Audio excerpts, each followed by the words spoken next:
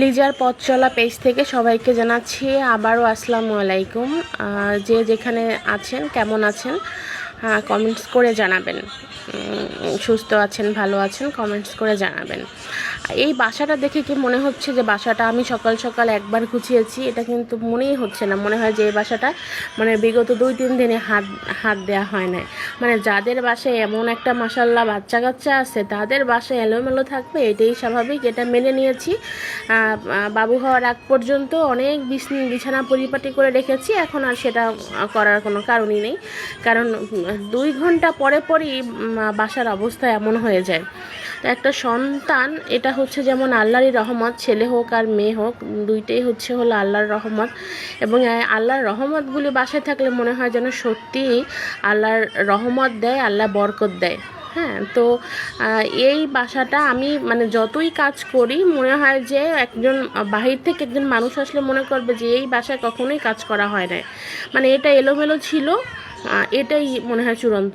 কিন্তু আসলেই না, আমরা মেয়েরা কিন্তু বাসাতে অনেক কাজ করি যেগুলি হয়তো বা কেউ দেখে না বা কেউ বোঝে না, বা সংসারের যিনি আরেকজন আছে কর্তা সাহেব তিনি হয়তো বা বোঝে না যে আসলে আমরা সংসারে কতটা পরিশ্রম করি।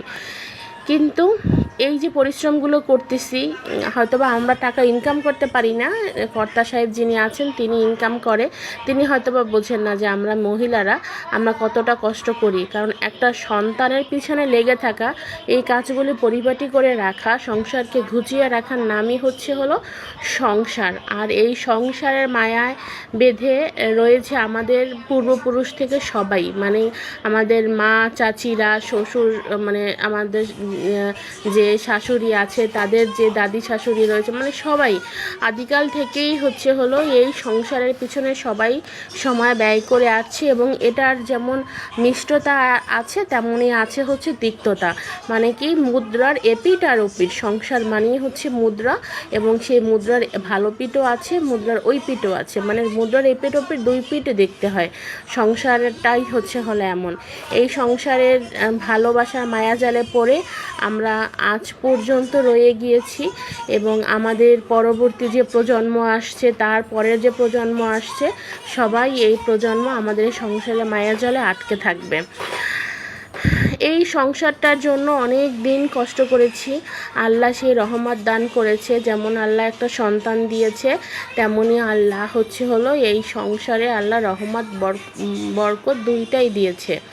দেখতেই পাচ্ছেন আমার মেয়ে, সে প্রতিদিন এমন করে, সারাদিন মানে একটু পর পর তার নাচি করতে ইচ্ছা করে, সে নাচ দেখে, সে পুতুল নাচি করে, মানে তার বাহানার শেষ নাই, এবং তার বাহানার পিছনে ছুটতে ছুটতে আমাকেও কাজ করতে হয়।